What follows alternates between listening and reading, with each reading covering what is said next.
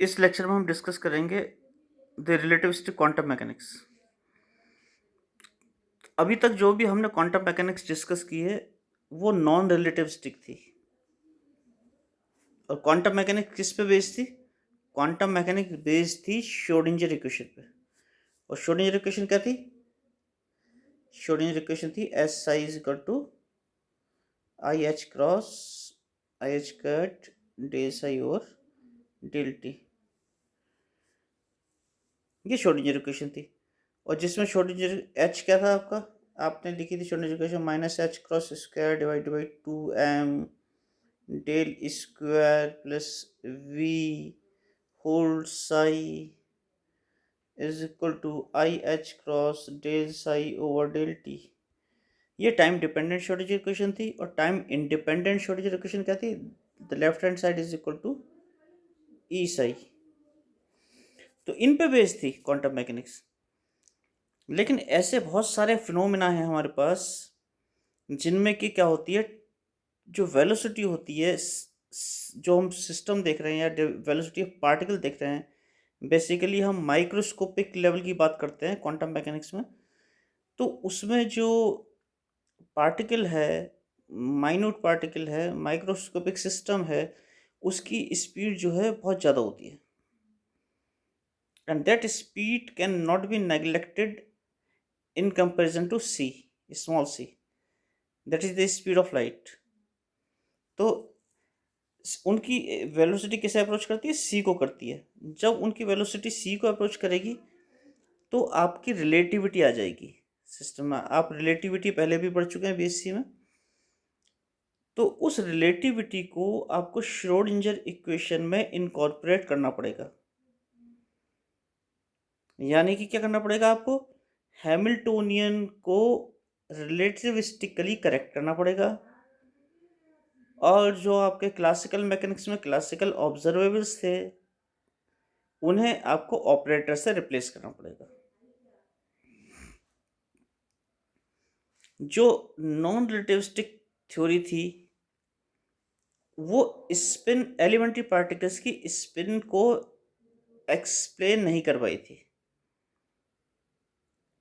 ये थोड़ा सा विवादित वैसे सेंटेंस है कि नॉन रिलेटिविस्टिक थ्योरी स्पिन को, क्या एलिमेंट्री पार्टिकल्स की स्पिन को एक्सप्लेन नहीं कर पाई थी। जैसे इसमें मैंने लिख रखा है the non relativistic theory phase to explain the spin of an elementary system such as electron and the consequences thereof, और उसके कंसिक्वेंसेस जितने भी हुए स्पिन के।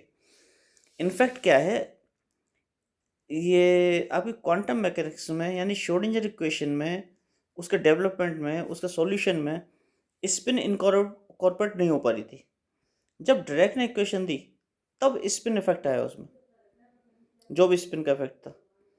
और डायरेक्ट क्या थी? Relativistic Schrodinger equation. तो रिलेटिविस्टिक पार्ट जो क्लैन गॉर्डन ने शुरू किया था अभी हम डिस्कस करेंगे।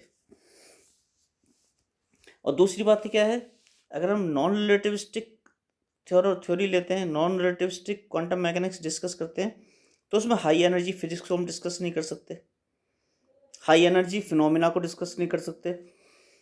जैसे पेयर प्रोडक्शन है, पेयर प्रोडक्शन में गामा रेज आती हैं, दो गामा रेज मिलकर इलेक्ट्रॉन और पॉजिट्रॉन बनाती हैं, यानी कि एनर्जी जो होती है मैटर में कन्वर्ट होती है, उसे पेयर प्रोडक्शन कहते हैं। इसका अपोजिट होता है पॉजिट्रॉन एनिलेशन।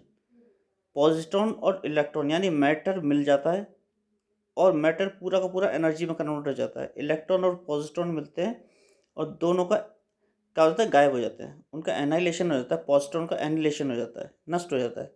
इलेक्ट्रॉन भी नष्ट हो जाता है, पॉजिट्रॉन भी, और एनर्जी में बदल जाते हैं। इसे कहते हैं पॉजिट्रॉन एनिलेशन। और इसी तरह से एनर्जी मिलके, गामा रेज मिलके इलेक्ट्रॉन और पॉजिट्रॉन का पेयर बनाती हैं, उसे पेयर प्रोडक्शन कहते हैं। इसी तरह से ब्रह्मस्ट्रालंग भी यही हाई एनर्जी फिनोमेना है। ब्रह्मस्ट्रालिंग में होता है कि जब इलेक्ट्रॉन किसी चार्ज पार्टिकल से या बेसिकली न्यूक्लियस से, जैसे ब्रह्मस्ट्रालिंग होता है, ये न्यूक्लियस है, सपोज आपका ये न्यूक्लियस है और इलेक्ट्रॉन आया यहाँ पे, ये इलेक्ट्रॉन आ रहा है तो न्यूक्लियस पे क्या कौन सा चार्ज होता है? पॉजिटिव चार्ज होता है। और ये इलेक्ट्रॉन जा रहा है सपोज, तो इलेक्ट्रॉन क्या होगा, इससे डिफ्लेक्ट होगा ऐसे। इलेक्ट्रॉन ये जा रहा है ई माइनस, ये जा रहा है ई माइनस, ई माइनस, तो क्या होगा, इसके पॉजिटिव चार्ज से डिफ्लेक्ट होगा, तो इसकी काइनेटिक एनर्जी में चेंज आएगा। तो सपोज यहाँ पे हाफ एम वी, ये for example half M V one square थी, यहाँ पे काइनेटिक एनर्जी होने जो कि half M V two square, तो जो काइनेटिक एनर्जी का चेंज होगा half M V one square minus half M V two square, difference होगा इन दोनों का, वो एनर्जी रेडिएट होती है और वही ब्रह्मस्त्रालंग होता है।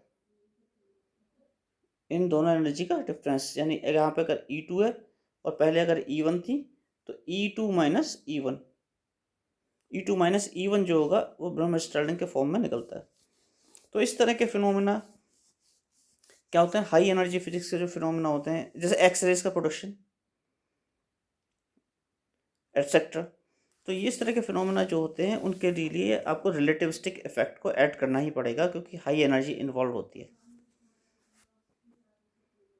और हाँ, दूसरा फाइन स्ट्रक्चर कांस्टेंट अगर आप लेते हैं, फाइन स्ट्रक्चर कांस्टेंट में क्या होता है, alpha V by C, V by C, V the ratio of V to C is 1/137, it means V is not negligible as compared to C. The ratio is only 1/137. तो ये microscopic word में इसे consider करना पड़ेगा, इस ratio को consider कर सकते हैं। तो जिन जिन थ्योरीज में इस रेशियो को कंसीडर करेंगे वो भी रिलेटिविस्टिक थ्योरी ही होंगी, तो उसमें आपको रिलेटिविस्टिक कंसीडरेशन लगाना पड़ेगा हैमिल्टोनियन में।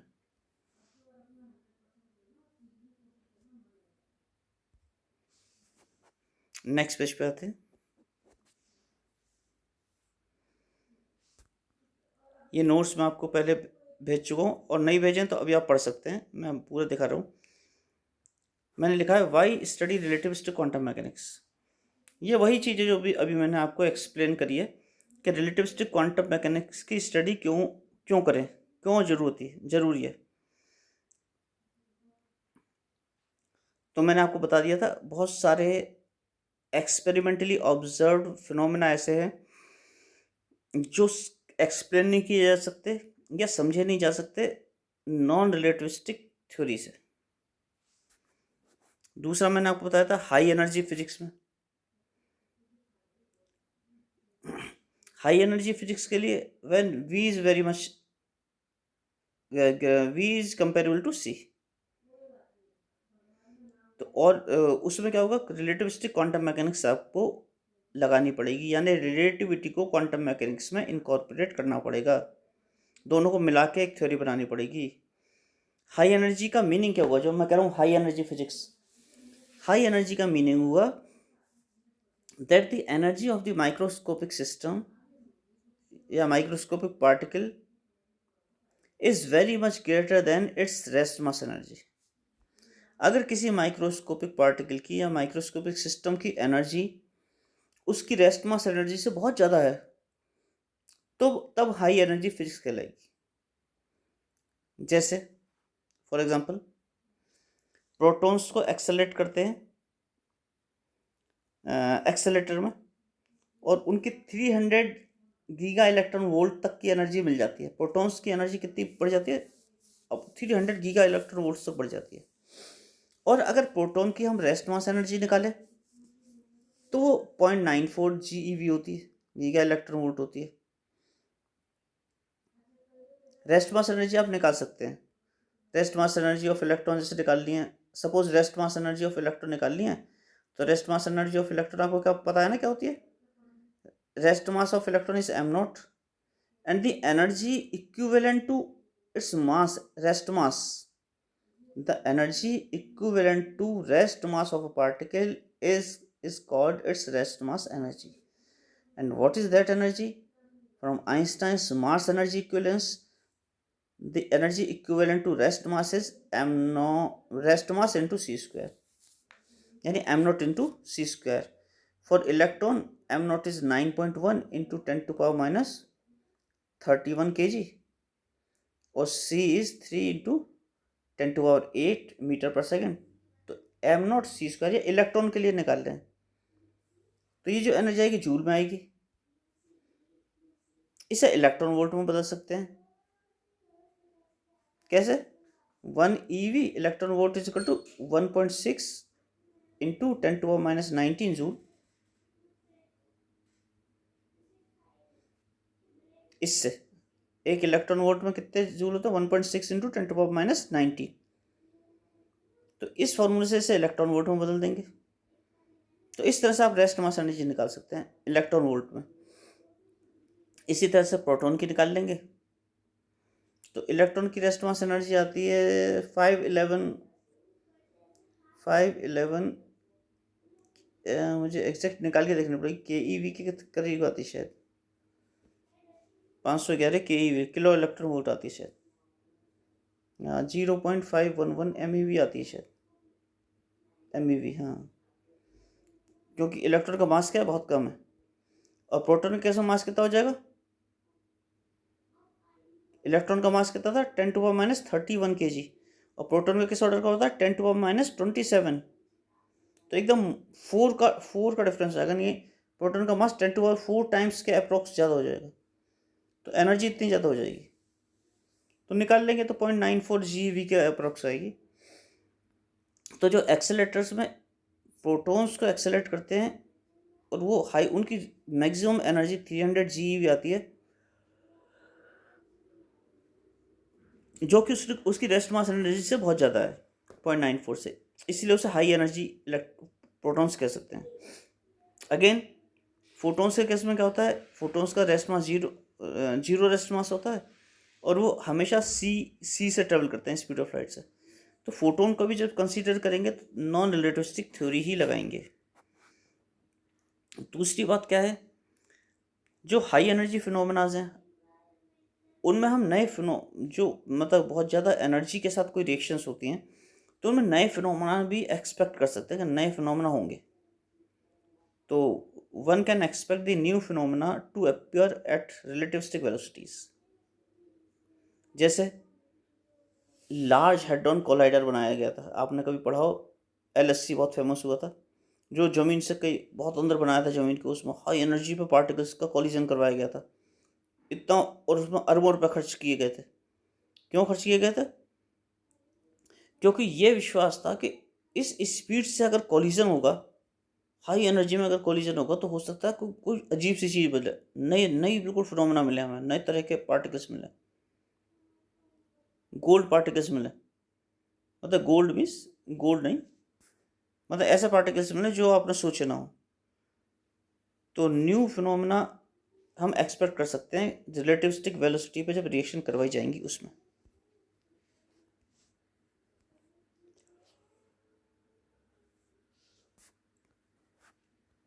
तो अब आगे बढ़ने से पहले थोड़ा सा हम 4 वेक्टर फॉर्मलिज्म पढ़ेंगे। 4 वेक्टर मिन्कॉस्की स्पेस होता है, आपने शायद मैथमेटिक्स में पढ़ा होगा मिन्कॉस्की स्पेस। इसमें हम 4 डायमेंशंस लेंगे। जैसे 3 डायमेंशन में क्या होता है? एक्स वाई जेड कोऑर्डिनेट्स होते हैं, और 4 डायमेंशन में क्या होगा? पहले तो हम मतलब 4 डायमेंशन में 4 डायमेंशन स्पेस टाइम फॉर्मलिज्म लेंगे। हम क्या लेंगे? स्पेस और टाइम को एक ही फुटिंग पर रखेंगे, जैसे स्पेशल रिलेटिविटी में रखते हैं, स्पेशल थ्योरी ऑफ रिलेटिविटी में रखते हैं। तो यहाँ हम स्पेस टाइम लेंगे, और जो एक्स वाई जेड के अलावा एक कोऑर्डिनेट और लेंगे, another coordinate involving time, and that will be in the form of ct। X Y Z space है, c वेलोसिटी है, t टाइम है, तो वेलोसिटी इनटू टाइम क्या होता है? ये भी स्पेस कोऑर्डिनेट हो गया, लेकिन इसमें टाइम इन्वॉल्व हो गया, इसलिए फोर्थ कोऑर्डिनेट क्या लेंगे? ct। और उसे किस तरह से रिप्रेजेंट करेंगे हम? उसे हम रिप्रेजेंट करेंगे एक्स म्यू की फॉर्म में, जहाँ वेर म्यू इज 0 1 2 3। हम म्यू इज इक्वल टू 1 2 3 4 भी ले सकते हैं। म्यूजिकल टू 1 2 3 4 लेंगे तो यहाँ पे x1 हो जाएगा, ये वाला x0 की जगह x1 आ जाएगा, इसकी जगह x2 आ जाएगा, इसकी जगह 3 आ जाएगा, इसकी जगह 4 आ जाएगा। ये हमने ले लिया म्यूजिकल टू 0 1 2, और फर्स्ट एक कोऑर्डिनेट क्या ले लिया, x0 is equal to ct, x1 equal to x, x2 is equal to y, x3 is equal to z। These are not x to the power 1, x to the power 2, x to the power 3, ये powers नहीं है, ये केवल symbol है, super scripts हैं, इन्हें represent कर रहे हैं कि x1 x2 x3। तो x म्यू को कैसे रिप्रेजेंट करेंगे, x म्यू मीन्स ct और वेक्टर x, इस तरह से रिप्रेजेंट करेंगे। वेक्टर x इज स्पेस, तो स्पेस टाइम को अगर रिप्रेजेंट करना है तो 4 वेक्टर फॉर्मलिज्म में करेंगे।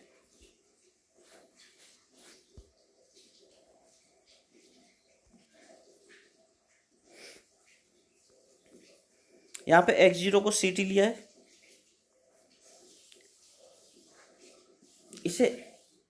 इसे हम xct भी ले सकते हैं, ict, x0 को ict भी ले सकते हैं, क्योंकि ये स्पेस टाइम रीजन का कोऑर्डिनेट है। ct मीन्स स्पेस, क्योंकि इसे x y z के साथ लेना है, तो इसलिए ct की फॉर्म में लिया गया है, केवल t नहीं लिया गया, c इंटू टी लिया गया है, जिससे x y z से कंपेयर किया जा सके। c into two velocity into time इसको तो डिस्टेंस, तो डिस्टेंस की फॉर्म में लिया गया है। और यहाँ पे i क्यों लगाया गया है, इमेजिनरी एक्सिस के लिए i यहाँ पे यूज किया गया है, इमेजिनरी एक्सिस, क्योंकि स्पेस टाइम को हम इमेजिनरी एक्सिस पे बनाएंगे। आपको पता है एक्स वाई जेड तीन ही एक्सिस हो गई, एक्स वाई और जेड एक्सिस हो गई 3। अब दिखाना आपको सी टी, तो सी टी कहाँ होगा, एक इमेजिनरी एक्सिस पे होगा, जैसे क्या कर दिया आई मान लिया, इमेजिनरी एक्सिस आई सी टी। जब हम कैलकुलेशन करेंगे तो आई सी टी न लेके सी टी ले लेंगे, x4 की वैल्यू सी टी ले लेंगे।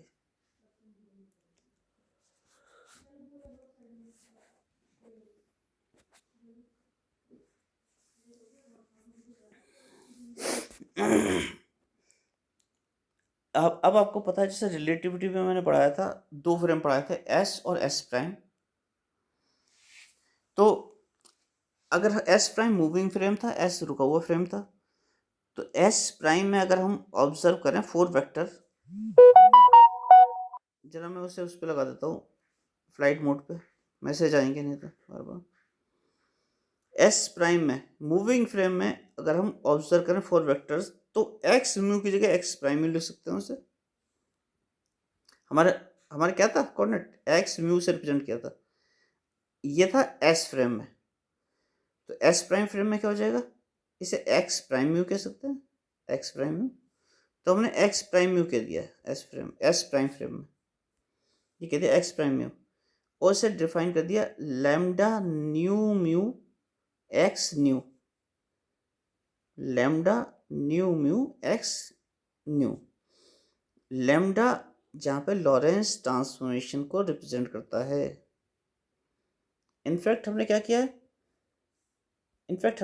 है, देखो एक्स प्राइम म्यू को एक्स म्यू न्यू से मतलब रिलेट किया है। जैसे हम क्या करते थे लॉरेंस ट्रांसफॉर्मेशन में, एक्स प्राइम को किससे रिलेट करते थे, एक्स से। कैसे, X prime is equal to gamma X minus V T, ऐसे रिलेट करते थे एक्स प्राइम को एक्स से। इसी तरह से हमने यहाँ भी प्राइम एक्स प्राइम को किससे रिलेट किया, एक्स से रिलेट किया, एक्स प्राइम को एक्स से, ऐसे कैसे, लैम्डा लॉरेंस ट्रांसफॉर्मेशन में। तो लॉरेंस ट्रांसफॉर्मेशन अगर हम देखें तो हम ये मैट्रिक्स फॉर्म में ऐसे लिख सकते हैं, ये लिख सकते हैं मैट्रिक्स फॉर्म में लॉरेंस ट्रांसफॉर्मेशन को। और इस मैट्रिक्स को खोलना बहुत आसान है, राइट साइड की मैट्रिक्स को खोल लो, मल्टीप्लाई कर दो, first row into first column into first row, matrix बना लो। ये मैंने अगले पेज पे दिखा रखा है, इस मैट्रिक्स को अगले पेज पे आ जाता हूँ जरा मैं ना, फिर वापस आऊँगा इस पे। इस मैट्रिक्स को अगर आप खोलते हैं तो देखो आपको ये फॉर्म मिल जाएगी, मैं लिखा है ऑन एक्सपेंडिंग दी मैट्रिक्स, आपको मिल जाएगा C T prime is equal to gamma C T this plus 0 0, यानी गामा सी दिस, यानी C is equal to this, यानी कि T prime is equal to this. और यही लॉरेंस ट्रांसफॉर्मेशन था, आपने पढ़ रखा है। गामा की वैल्यू आपको पता थी, gamma is equal to 1/√(1 - v²/c²), ये गामा है यहाँ पे। तो ये तो लॉरेंस ट्रांसफॉर्मेशन आ गया उस मैट्रिक्स से, यानी वो मैट्रिक्स जो रिप्रेजेंट कर रही है लॉरेंस ट्रांसफॉर्मेशन को ही कर रही है। तो वापस आ जाता हूँ उस पेज पे। तो जो मैट्रिक्स थी ये लॉरेंस ट्रांसफॉर्मेशन को रिप्रेजेंट कर रही है। लॉरेंस ट्रांसफॉर्मेशन में जो क्वांटिटी होगी एक्स म्यू म्यू, एक म्यू ऊपर बना दिया, एक म्यू नीचे बना दिया, ये इनवेरिएंट होगी। इनवेरिएंट माने बदलेगी नहीं। Where X mu mu is G mu nu X mu X nu. अब देखो एक्स म्यू और एक्स न्यू दोनों ऊपर लगे हैं, नीचे नहीं लगे। इसका मतलब यहाँ क्या हो गया, देखो इससे कंपेयर करो, ये दिस ये रहा है, दिस इज एक्स म्यू, तो एक्स म्यू आ ही गया यहाँ पे, ये रहा एक्स म्यू आ गया। एक्स म्यू जो नीचे लगा हुआ उसकी जगह पे क्या आएगा, जी म्यू न्यू और एक्स न्यू, ये आ गया दो चीज, ये दो चीज आ गई उसकी जगह पे। It means X mu is equal to G mu nu X nu हो गया, जहां पे जी म्यू न्यू ऐसे डिफाइन होता है। ये मैट्रिक्स टेंसर कहलाता है।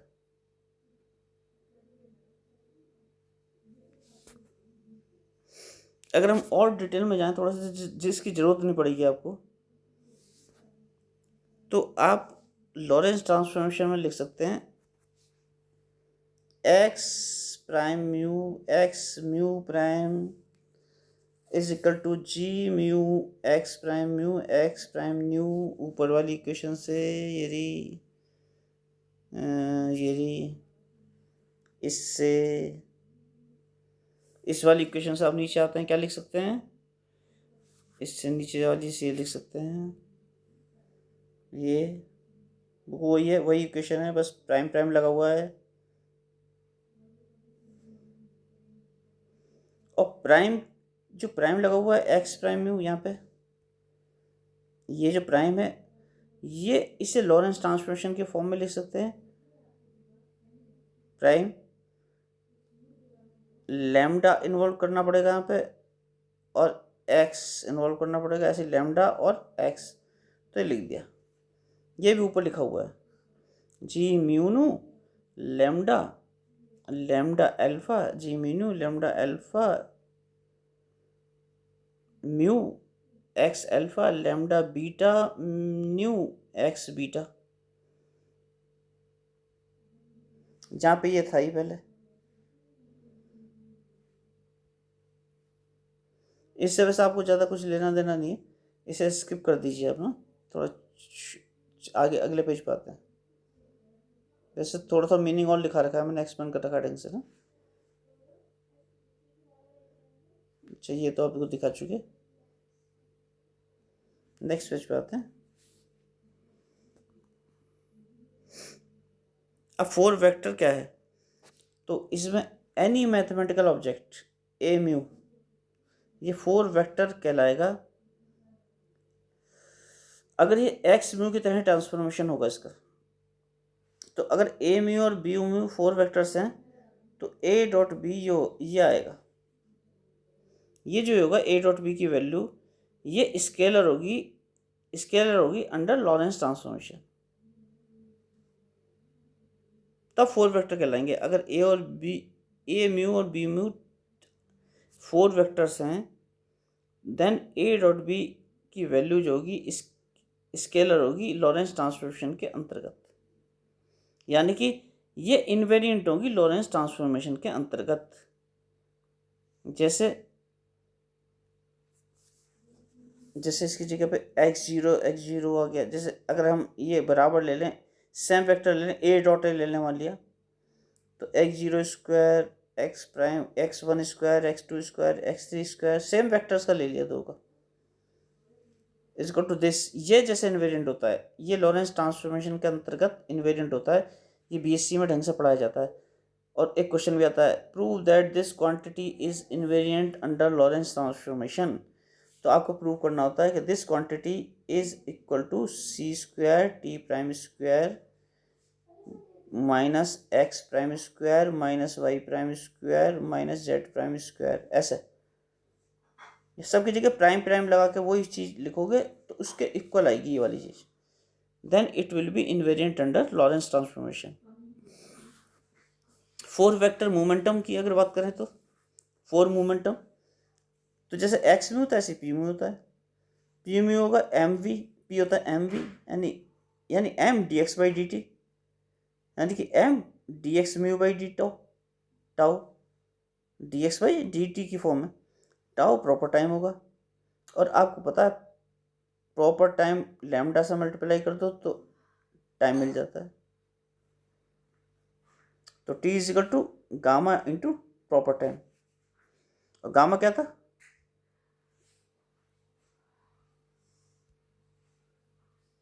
गामा क्या था? गामा था 1 by square root of 1 minus V square by C square. ये गामा था, ये गामा है। तो प्रॉपर टाइम का नॉर्मल टाइम से रिलेशन होता है रिलेटिविटी में। प्रॉपर टाइम इनफैक्ट वो टाइम होता है कि जब ऑब्जर्वर जो होता है रुका हुआ होता है किसके रेस्पेक्ट में? उस घटना के रेस्पेक्ट में जिसे वो नोट कर रहा है। जैसे आप घड़ी से अगर टाइम नोट कर रहे हैं और घड़ी आपके रेस्पेक्ट में अगर रेस्ट पे है तब आपका जो टाइम नोट करेंगे वो प्रॉपर टाइम होगा। अगर आप लेंथ मेजरमेंट कर रहे हैं किसी ऑब्जेक्ट का और वो ऑब्जेक्ट आपके रेस्पेक्ट में रेस्ट पे है तब आप उसकी प्रॉपर लेंथ मेजर करेंगे। तो टाउ क्या है? प्रॉपर टाइम है। इसी तरह से प्रॉपर लेंथ भी होती है। और पी म्यू क्या होगा? पी म्यू होगा ई बाई सी दिस। जैसे एक्स म्यू था, एक्स म्यू क्या था आपका? एक्स म्यू था आई सी टी और वेक्टर एक्स, वेक्टर इस तरह का था। इसी तरह से पी क्या होगा? ई बाई सी और पी। यहाँ पे आई सी टी था एक्स म्यू में, यहाँ पे ई बाई सी आएगा, या वहाँ पे सी टी मान लो। एक्स म्यू क्या था? एक्स म्यू था सी टी कॉमा वेक्टर एक्स, कैसे था? इसी तरह से पी क्या होगा? ई बाई सी जो X, E by C comma P.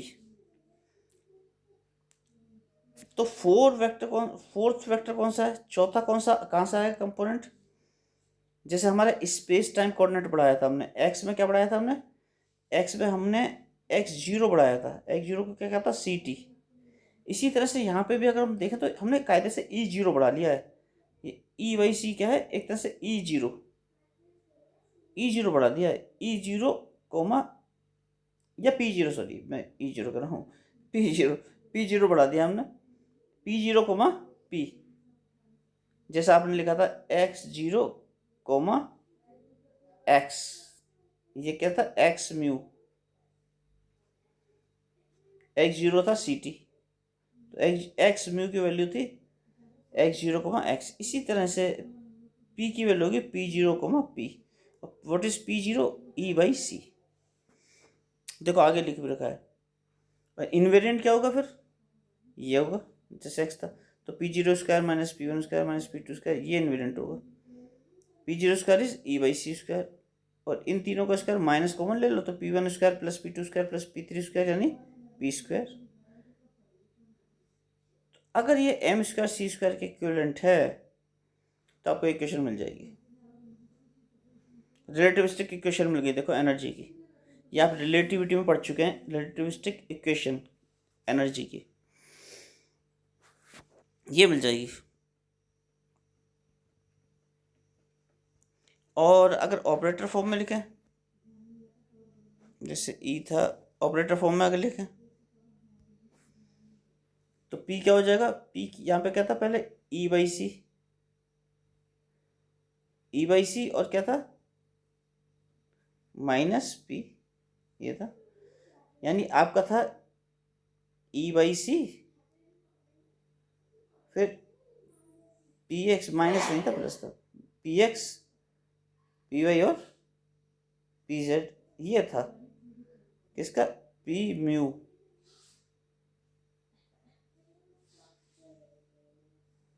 P mu था, E by c, p x, P Y, P z. तो पी एक्स का ऑपरेटर क्या होता है, पी एक्स के करस्पॉन्डिंग, और पी वाई के करस्पॉन्डिंग, और पी जेड के करस्पॉन्डिंग, या ऑपरेटर लगा दो, p mu operator is equal to E by c, p x operator, E operator, p x operator, P Y operator, P Z operator, ये लगा दो। ऑपरेटर ऑपरेटर लगा दे सब में। अब तो आपको पता है पी एक्स ऑपरेटर की वैल्यू ये होती है। ई ऑपरेटर क्या होता है, I H cross del by del T, ये ई ऑपरेटर होता है, एनर्जी ऑपरेटर, जिसे हम एनर्जी ऑपरेटर, जो श्रोडिंगर इक्वेशन पढ़ी थी आपने, S psi is equal to E psi होती है, तो ऑपरेटर ये लगा देंगे तो i H cross del psi over del t. तो ई जो होता है, ई ऑपरेटर होता है I H cross del by del T, H cross del by del T, वो यहाँ पे लिखी है I H cross del over del T. ये तो ई ऑपरेटर हो गया, ये पी एक्स ऑपरेटर हो गया, ये पी वाई ऑपरेटर हो गया, पी जेड ऑपरेटर हो गया। यानी कि पहला वाला minus i H cross delta, delta तो पता ही है आपको क्या होता है, del over del x i plus del over del y j plus del over del del z के, इस तरह से होता है। तो पी म्यू की वैल्यू ऐसे लिख सकते हैं हम, ये आगे पी म्यू की वैल्यू। यहाँ देखो एक्स जीरो इनकॉर्पोरेट कर दिया हमने, क्यों, क्योंकि पता था आपको एक्स जीरो क्या था आपका, सी टी, क्या था, सी T, X zero C T था, और यहाँ पे है आपका डेल ओवर डेल टी, ये ऊपर है डेल ओवर डेल टी, और सी का मल्टीप्लिकेशन है नीचे, तो ये है वन, दोबारा लिख देता हूँ, ये जो है, ये जो टर्म है, this is one by C del over del T, यानी कि del over del C T, C को अंदर ले सकते हैं, कांस्टेंट है, और C T is X zero, तो इसकी जगह पर एक्स जीरो रख दो, और आई एच क्रॉस सही यहाँ पे, तो ये आ जाएगा I H cross del over del X zero, C T की जगह पे क्या रख दिया, एक्स जीरो, और डेल इन तीनों कंपोनेंट को मिला दिया, del over del X, del over del Y, del over del Z, तो डेल आ जाएगा।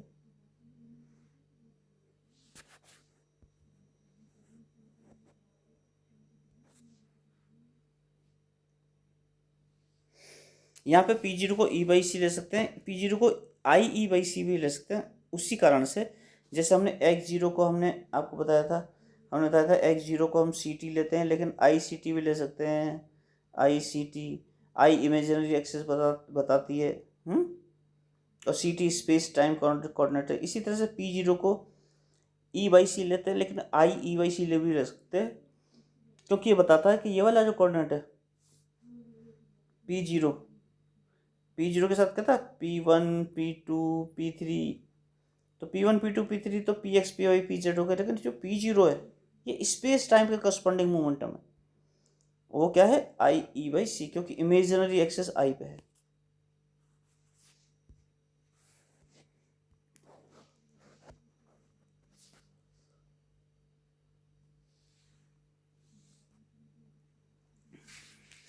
इसी तरह से डिफरेंशियल ऑपरेटर फोर वेक्टर, या तो डेल म्यू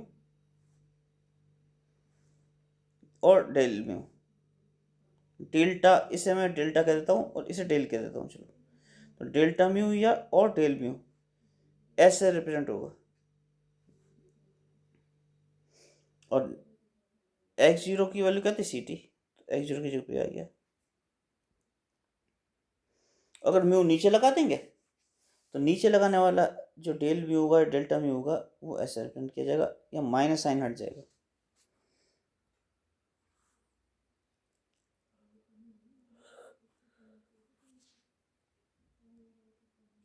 यहाँ पे जो एक ऑपरेटर है जिसका सिंबल इस तरह से है,